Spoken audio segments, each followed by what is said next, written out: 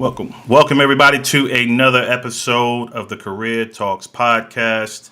I'm your host, as always. I haven't said that part in a while, Orlando Hangs.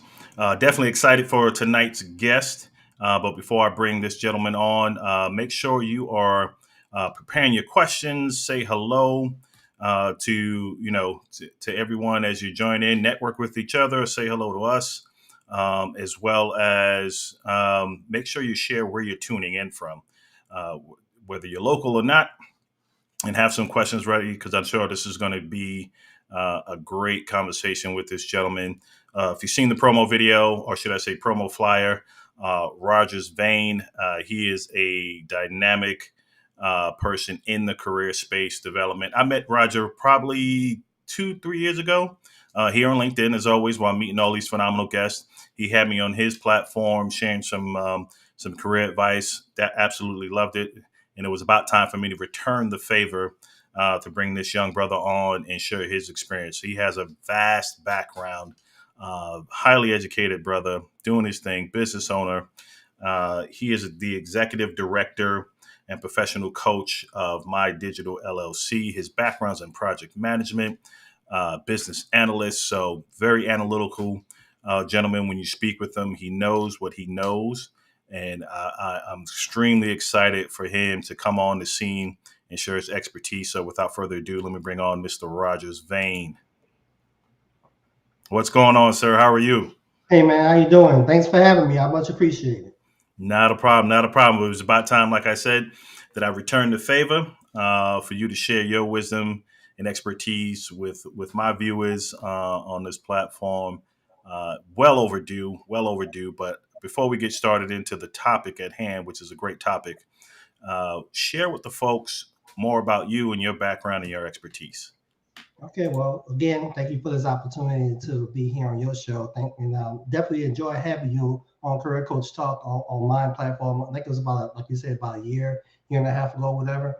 You came and joined me on there. We enjoyed you as well. So to let everybody kind of know where I'm from, my name is Rogers Veen.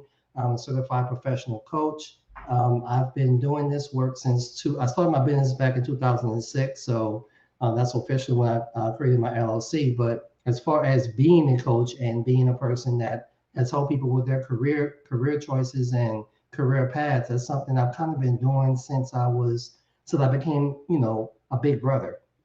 I'm the oldest of five. So growing up in New Orleans, Louisiana, I'm the oldest of five. I have four younger brothers. And one of the things that I did as the oldest is like go out there, figure stuff out, come back and kind of show my brothers what I ran into, both good, bad, and indifferent.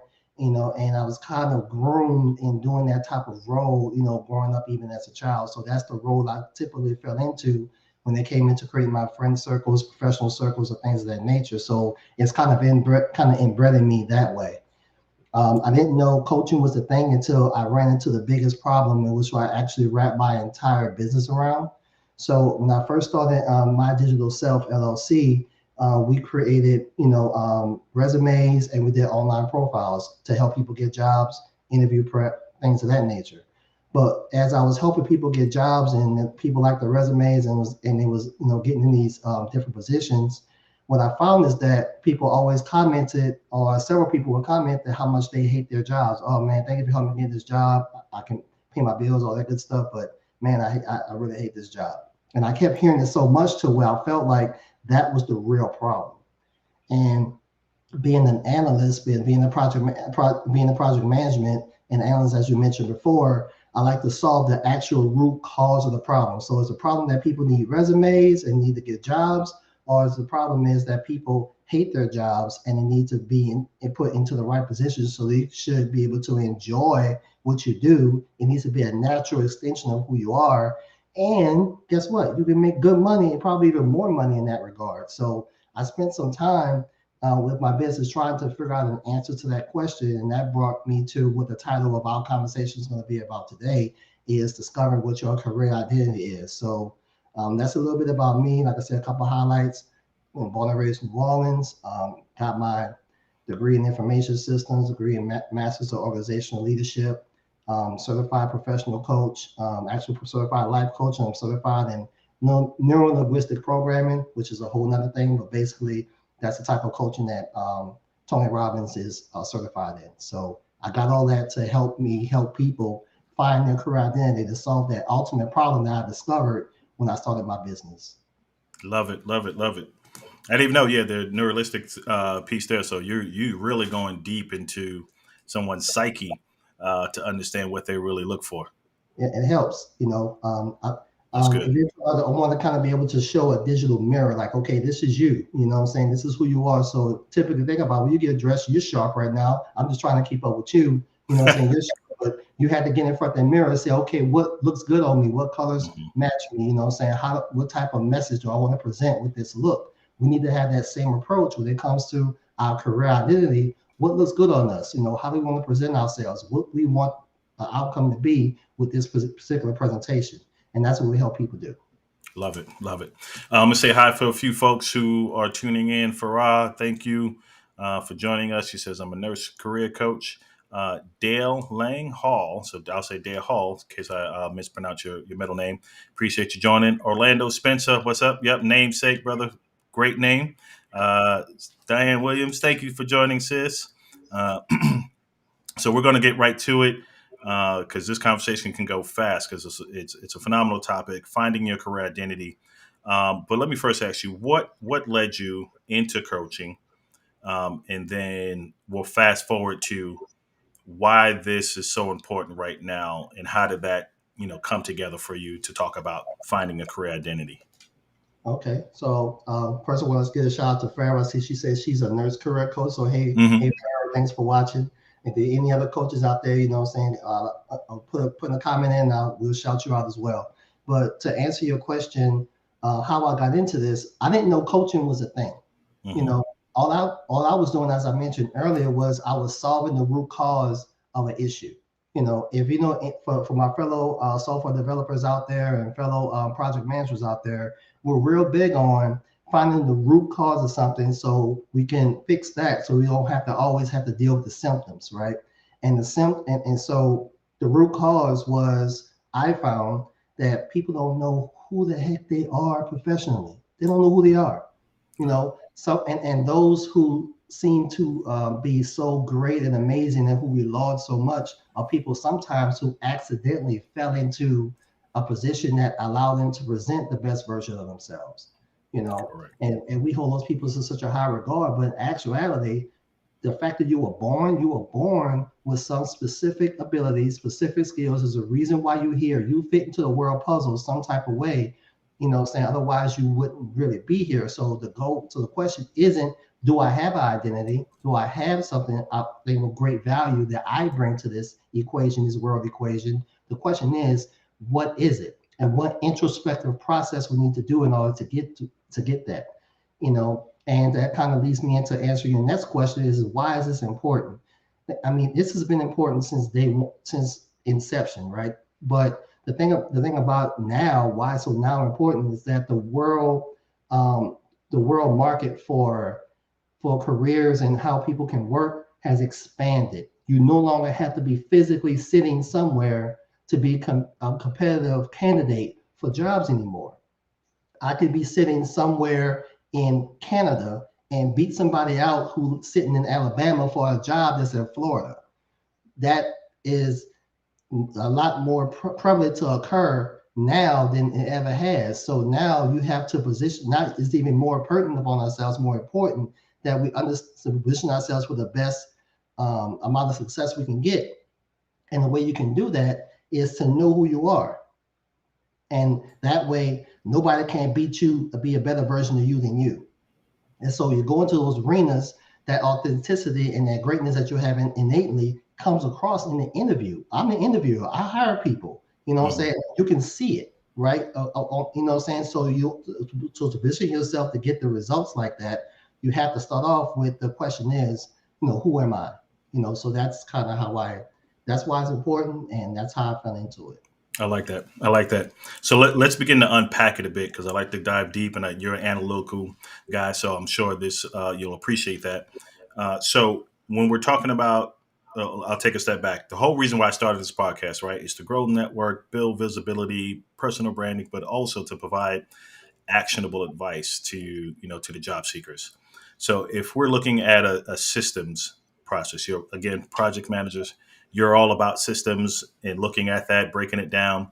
Um, what would be step one as you're talking to your clients? Okay, we're sitting down. Hey, let's start this plan of finding your career identity. What are you walking them through step by step? So try not to give too much of the secret sauce away, right? Right. But ultimately, a lot of the approach, sometimes a lot of coaches may say, okay, sit you down and say, okay, tell me what you want to what you want to do, and I can help you get there, or we can see about helping you get there. That's not my approach. I'm not going to assume you know. I'm going to say, let's take a journey together. Let's do deep dive and let's say, okay, let's figure out who you are. Do you know what your, it may sound a little weird, but it's kind of interesting how much your name and how much, if you look at the definition of your actual name, first and last, you'll be interested in some of the things you can learn from that. What's your personality traits? What do people typically always come to you for assistance with professionally and personally? What do you want your career to produce for you? What type of lifestyle do you really, really want for yourself? So and what are your innate abilities? You know what I'm saying? What are the skills that you have naturally developed, and what are skills you find yourself easy to learn quickly than most others, almost anybody that you know? These type of questions, doing that deep dive and putting all these things together helps you put together a profile of yourself, and once you get detailed answers to a lot of these questions and a few others, to start putting some identifications around grouping these things together into a statement, into a definition, it answers a lot of your questions that you may have as far as what type of job I need to be doing, um, what what level do I want to do with that? Because one of the questions I asked you, what do you want the career to produce for you? Do you want to live in an apartment? Do you want to live in a lake house? Do you want to live in city square? Do you want to, work on a boat? That answers the questions. Okay, what level I need to get to, and answers the questions. What type of things I need to educate myself in order to get there? Answer the questions. Where do I need to live that pays the type of money that people do what I do the most? You know what I'm saying? So all those questions that we have are truly not questions of an external nature, but they're of an internal nature if you do the homework first. So that's some of the things I walk my clients through when I work with them. Got it. So it sounds like I'll take try to do a quick synopsis of what you said. That stuck out to me was through those series of questions, you're developing one, because you said write this stuff down, is like developing a mission statement of what they're looking for their career to be, which is huge, right? A lot of us don't know what that looks like. We don't set the vision. We don't make it plain. So we're a little confused as to that journey that we're trying. We're just going aimlessly from career to career, Mhm. which is Yeah, a huge point. find that North Star. What is your North Star? So that way, Exactly. when a whole bunch of things around you can get chaos, because life happens, right? Yep. All you gotta do is kind of look up, remember where your North Star is, so you know you're going in the right direction. Got it. So what would be point one? So after you've gathered that data, someone says, whatever they say, I want to be, an HR manager or a project manager. Mhm. What's next step for them? Is it homework that you'll send them to do research, or is it a little more defining? How do you know that it's their true North Star? Again, without giving too much of the secret sauce. Yeah, so the data doesn't lie. What I'm saying, the information doesn't lie. Almost like when you're working out, your pants size don't lie. If you either you're losing weight or you're not, right?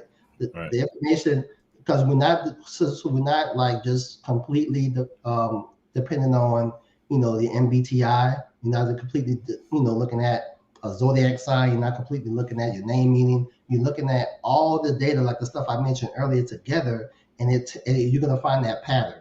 So as far as the question of is this the right direction is not really a concern, because everything we've gathered is you, all of it's you. And once you're able to put it into that mission statement form that you mentioned earlier, it becomes that North Star. So it's going to speak to you on the inside. The aha moments that clients has had that lit up like, oh my God, this is it. That's who you know it. So since it's an introspective process, it's also a moment of epiphany that occurs, right, when they get that. So as far as it being the right direction, that's never been an issue with any client I've ever worked with. Now, as far as what they do next is that's where my project management background kind of comes into play. That's as far as my approach, because what you do for project management, for those out there who have done this type of work before, you look at what we call current state. Where am I right now? What am I making? Where am I living? What are my credentials? What are my skill sets? Where am I today? Now, then you create next version called future state. This is the awesome version of me that's doing this type of role, working at this level or whatever. So you can list that out, juxtapose them, and start working on the deltas, right? Prioritize and look at the deltas and start knocking them down one by one by one by one.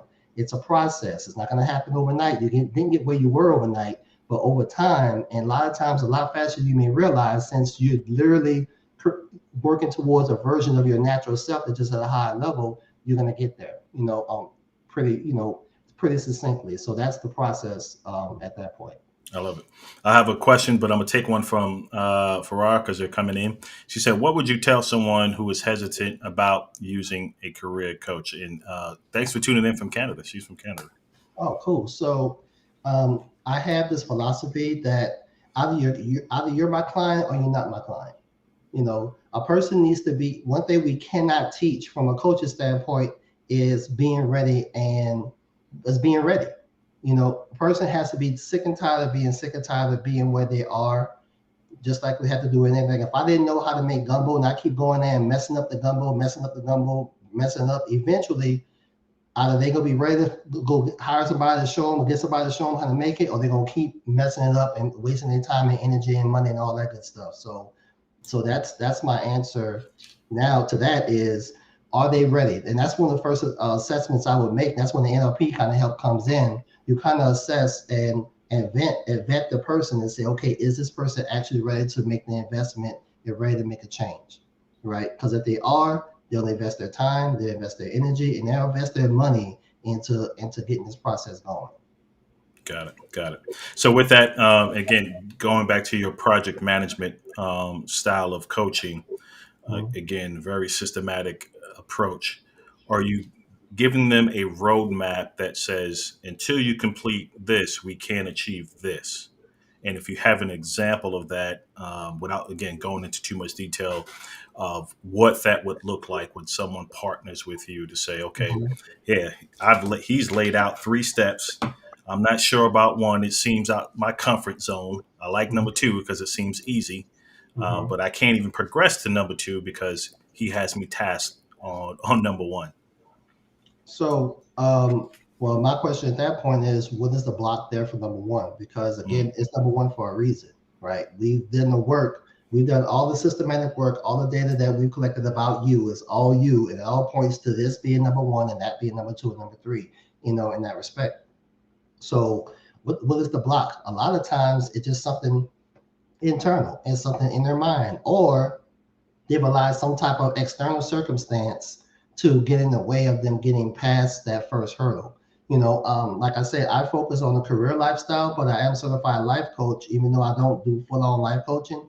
And what the cool thing about this is that when you start to address some of these blockers that's getting you a way to move forward in your career and professional progression, you start to identify some life changes that needs to occur, right? So, and then you have to make a question, is this life change that is in my way, work keeping me where I'm at, or am I willing to make the change there so I could keep moving forward and get past hurdle number 1?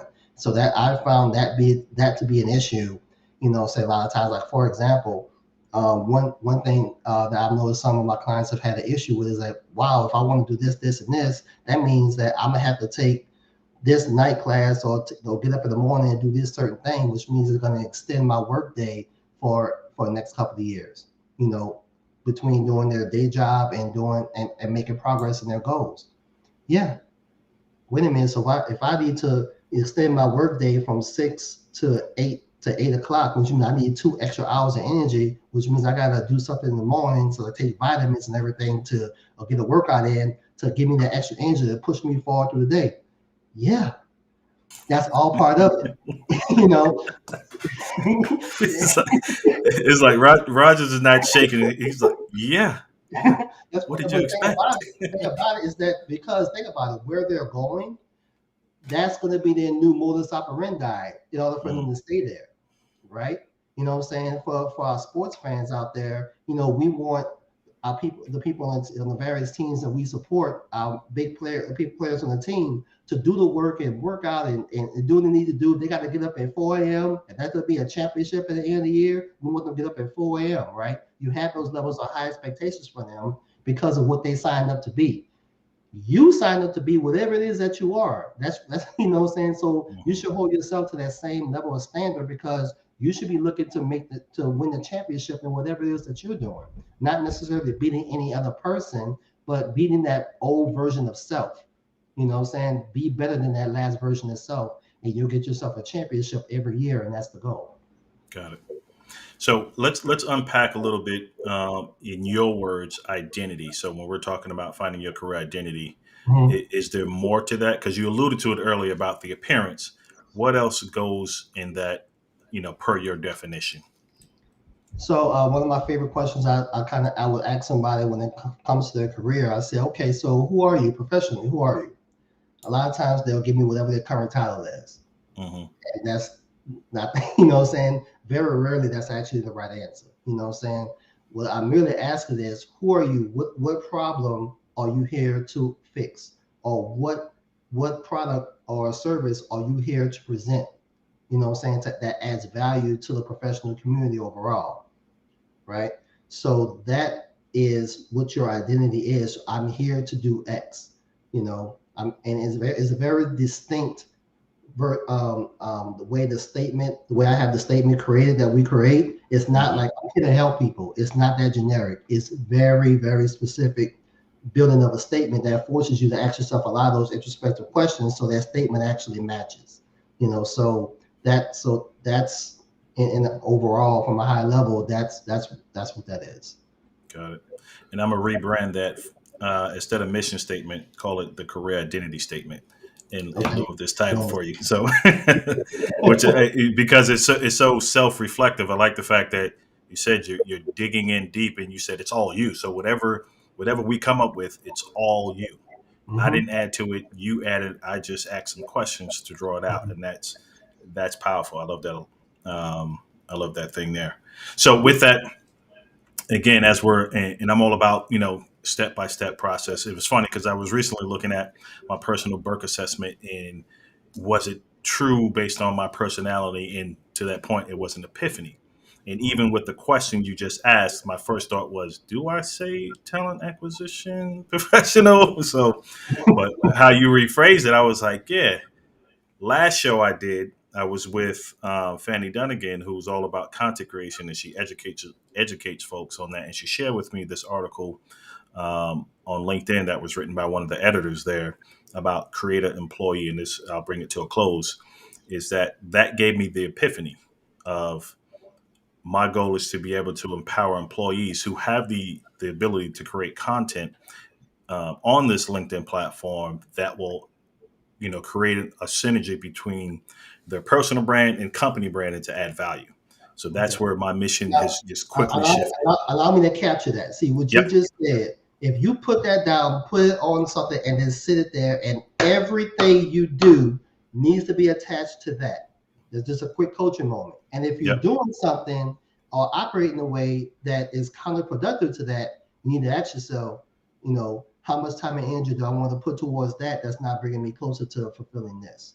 You Yep. know, because it's an embodiment of why you're here. Saying literally it's the embodiment of why you're here. So everything you're doing professionally and a lot of even I'm even be bold enough to say even a lot of your personal things that you would do, saying needs to be attached in some shape or form or fashion to that. Love it. Love it. Well, that's it, folks. I got what I needed. So no, no. I've, and that's one of the other reasons why I did the podcast. I'm starting the podcast or doing the podcast is for Mhm. self education as well. So, in meeting talented people like yourself. So we'll continue on the path of developing or finding, right? Finding that can be a journey. People trying to find out who they are just Mhm. personally, Yeah. versus now we're adding career on top of that. That's why I created an online course. I created an online course that walks people through it, video instructed, workbook download, go through it, and you'll come out with a much better understanding of what it is that I'm talking about. Share a little bit about some of the items, maybe the titles of some of the coursework in there, the curriculum. Not going So into the too much coursework, detail. coursework basically is outlined. My website is mdself.com. It's available. You can review a lot of the details. I have it kind of broken out on the site. So you can just scroll down and you can see the kind of things we cover. And basically the online course walks you through all of it. Video, like I said, video instructed, and can get you started. So it's kind of all laid out there. Okay. How long would it take someone to get through that material? If self-paced, obviously. A person can do it over the course of a weekend, or it could take them, a month. It depends on how long it takes you to do the work to ask yourself. Because if you ask yourself some question like,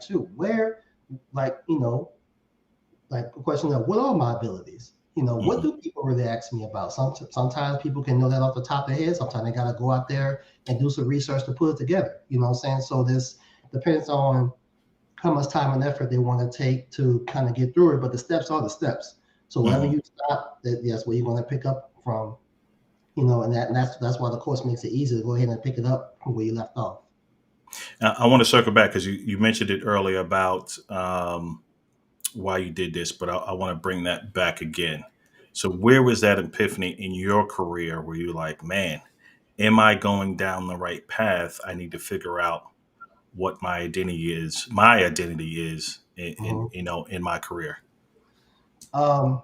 So I'll try to keep this pretty short, but when I realized how much it cost me not knowing is what my big epiphany was. So I was working as a level 1 analyst for 5 years, not knowing that I was an assistant vice president level professional.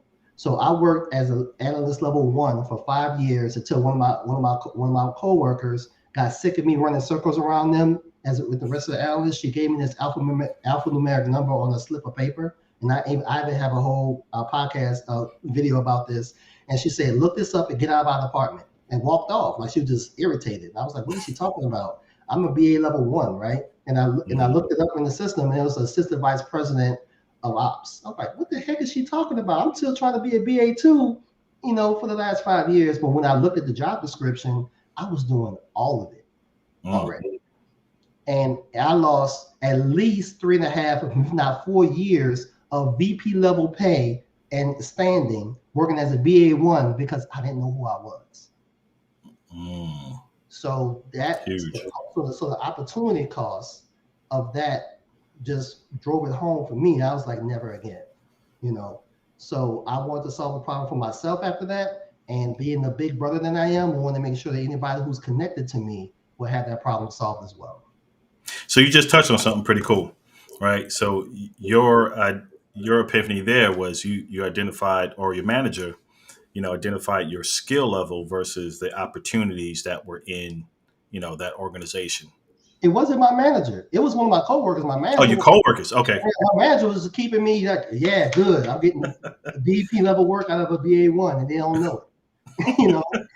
It was one of my coworkers that got tired of me doing well. I didn't realize I was running circles around the other team members like that. I just thought I was just working my tail off trying to get to a BA2. That's because I didn't know. I didn't know where I was. Man. So for anyone who's listening or catch the replay on that, it might be in the same situation, right? Where they feel they're outperforming their entire department. What did you do next after they showed you that? Because there's a system in that. There's steps that you took, right? What did you do next after you were like, wow? So I looked at the hiring manager who was for that particular role, and I knew the guy. He was in another part of the building, so I just went to his office and I said, "Hey, man, I see you got this, AVP role open. I was wondering if it would be okay if I applied for it." He was like, "Rogers, I heard about you. You run the circles over there, right? Yeah, come on in. You want the job, to show us." Didn't have to interview, nothing, because that's another lesson a lot of times your reputation and what you're doing great precedes you. You just got to step into it. I didn't have to interview anything. He just hired me right there. So I went from a BA1 to an AVP in a matter of minutes. Wow. Wow. So you just touched on another thing. It's performance, right? In personal branding, right? It was your personal brand. And I always quote Jeff Bezos in this when he says, your personal brand is what people say about you after you left the room. So people were already knowing your work value, or just like, he's probably thinking, what took you so long? But that's huge. Now, speak to, is that something you also talk to the folks about, just saying, hey, we're developing and creating this career, identity mission statement for you, or career identity statement for you? Mm-hmm. Are you a performer? Because if you're not, will this even work for you? Because you already created a legacy, or an identity as a low performer versus a high performer. Well, a low performer is not gonna pay me and then walk this entire process and put all this time and effort into this, and then take that and say, okay, that's me, that's great, put it on the shelf and walk away. At that point, it's just your fault, right? You know what I'm saying? You know what I'm saying? I mean, honestly, it's almost like buying a whole run full of workout materials and you hire a trainer and you don't show up and then meet up with him one day. You know what I'm saying?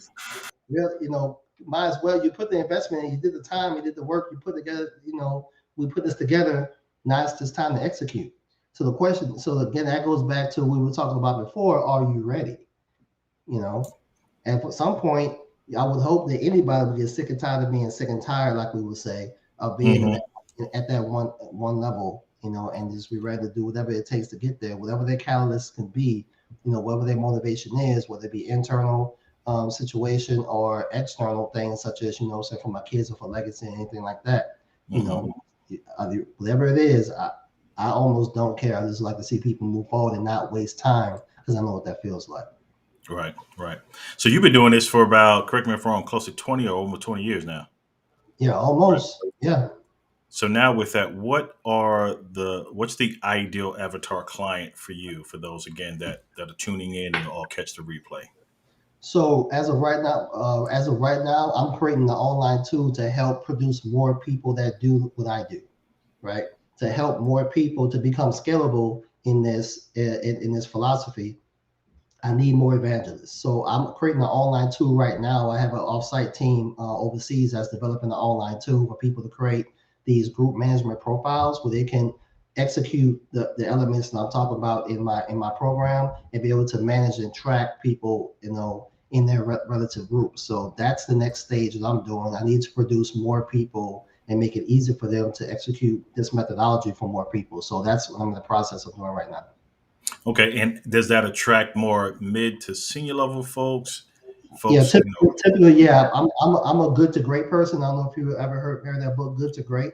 Mm-hmm. You know what I'm saying? And you get more bang for the buck making that type of change, and not ignoring people that are not, quote unquote, at good level. Is because when you move people from good to great, what happens is that people that are good are usually attached to a bunch of people that are subpar, typically. You know what I'm saying? So when they go from good to great, for the people that they're attached to, they have to get pulled up. They become the next good. At least half of the people they're connected to become the next level of good. And then I grab those good people, move them to great, and they keep the process going.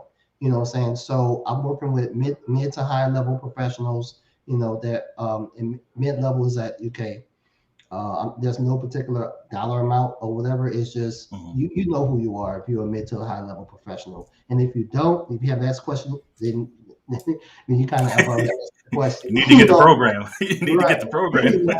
So yeah, so those are the people I typically want to work with. Ultimately, when people are ready, they're ready. And they'll jump in. And I've had clients go from making anywhere from, let's say for one example, I had one client who made about $26,000 a year. After working with me for 2 years, she went from making 25 to about 70. And then she was able to reproduce that again. Now she makes like between $15,000 to $20,000 a month, because she was able to hone in more and more and more what she naturally did double on those skills, reposition those skills into the next role, and follow the process over and over again. Once we had her identity, that she was able to take it and run with it. And anybody could do that. I had one guy who was making up, he was making like already making like 90,000, and he was able to triple his salary, just reprocessing, rebranding, remarketing the skills that he already had and focusing on his strengths. So this could happen with anyone. The sky is, it's literally the limit. It depends on, how much time and effort you want to put the work in. And that was going to be my next question too, is to talk about share some of your client stories again without going into detail. But if you can unpack that a little bit, in case anyone like speak to the skill set they were in or industry they're in. Again, in case anyone who's in that, they'd be like, "Oh wow, so he can help me." Yeah. So one person, she worked in as an administrator for a small office in a hospital. You know, but she was really good at connecting with people. She was really good at explaining things, making people feel comfortable with her. She was real good at understanding a particular domain or a particular product or a particular process, and helping people feel like they're a part of it. People, she was able to gain trust and having to walk people through a process that's preset. As long as she had the supporting area of the business areas around her to support what she was doing, she can really work it. So she was working that at a very, very low level. So we identified those skills, created identity around that, replaced her into a different working environment, doing a slightly different type of job, and she was able to take those skill sets to become one of the top people operated in that. Once she capped out there, okay, these skill sets are also needed in what industry where I can maximize it. She did it again, became a top person there, then did it again, then became a top person there. It's almost like, going from high school to college to NFL, saying Mm-hmm. it's just like that type of process. So, and that, again, that is a process that we need to do. I know CEOs of companies. You would think that once you became the CEO of a company, they kind of sit still. Unless you're the CEO of like a big company like Apple or AT&T, they typically don't stay anywhere longer than 3 to 5 years max. They take their skill set, they make their KPIs, they learn, they take some things, and this is what I've learned, this is what I got good at here at this company, and they go become the CEOs somewhere else. So if CEOs are doing that 3 to 5 years, reinventing themselves, going from role to role to role to role, then why are we expected to take our professional lifestyles and our personal life and stay in one place for 10, 15, 20 years, making what 2 to 3% maybe more per year, when inflation is sitting at 7% on average per year? You're losing money every year at that point. Mm-hmm. So, we need to do a better job at managing our careers, and that's what she did, and she was able to reap the benefits from it.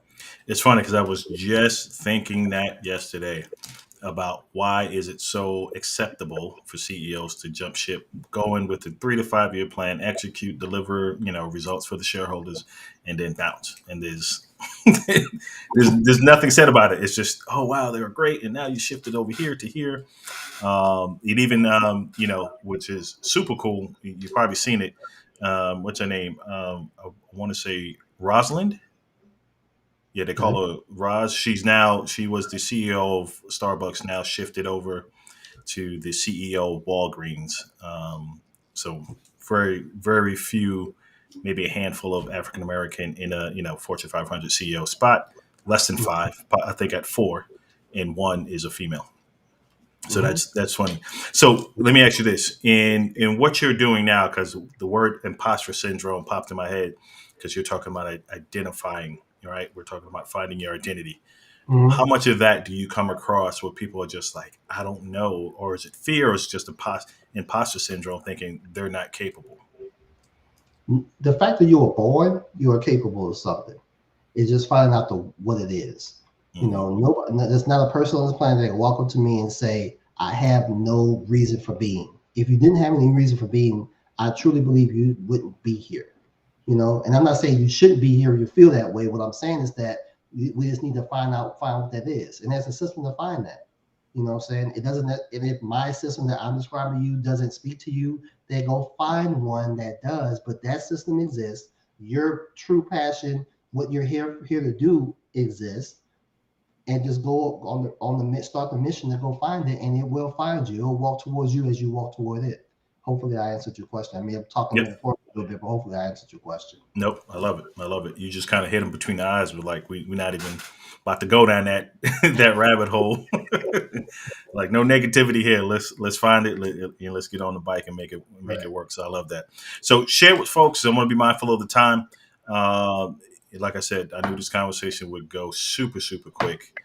Share with folks, again, the website to connect with, your program. So it's mdself.com. That it looks like medical doctors SELF, but it's mdself.com. It's short for My Digital Self. That's the name of the company. And actually, that's right here behind. Yeah, There you go. My Digital Self. Yeah, mdself.com is our website, and all the information about why we're here, what we're here to do. A lot of information is there. You can email me directly if you want. My name is on here, Roger Zavine. So you took the space out, Roger Zavine at mdself.com. You can email me directly there. Also, we can reach out to the organizational world at coach@mdself.com. So there's different ways to reach out to us, and you can actually set up a consultation if you want. 15-minute talk. We can talk to one of myself or the partner coaches, and we'll be happy to see how we can help you. Love it. Love it. What about LinkedIn? You active? Oh yeah. So yeah, social media. I have my personal account here on LinkedIn. My business page is here on LinkedIn. I also have a personal and a business page on Facebook. I have a personal and business page on Instagram as well. So you can find me across those platforms. Love it, folks. And if you have questions after you've seen this, thank you, Noel, for joining. Definitely tag Rogers in your comments on the replay if you catch this. And I'm sure he'll be happy to fill those out. And again, mdself.com, right? Mm-hmm. mdself.com. This brother is, say that one more time. The neuro certification you got, what is it? Neuro-linguistic programming. Come on, man. Neuro-linguistic programming. I went to a really good program to get trained in. If you want to know more about that, just reach out to me and I'll be happy to share their training information. But it's really, really good. It's literally the exact type of coaching that Tony Robbins uses in his approach to coaching, especially when it comes to one-on-one. So all the stuff about like reading eye patterns and all that good stuff, you learn how to do all that stuff there. It's actually pretty cool. That's powerful. That's powerful, brother. Again, I appreciate you, man, for letting me return the favor, for having you on the platform. You dropped some powerful nuggets, and again, I love the fact that your systematic approach to everything, to where you're going to get actionable results, and you just seems like he comes across super nice, but I bet you he's a no nonsense guy. And what we talking about, I don't know. No, that's not what we're here for. Yes, some of my clients came to me for a reason. Yeah, some of my clients, that's my best friend will be quick to tell you that. That's very true. This is a nice guy facade. You get him in the coaching room, he's going to drill you down. But I love it. But the performance and the execution is going to be high level. Again, man, I appreciate your time, your expertise, your friendship, and I look forward to doing this again. Hold on one tight. I'm going to close this out with a quick video, and let's chat behind the scenes, sir. All right. Thank you so much for having me, man. Appreciate it. Appreciate you.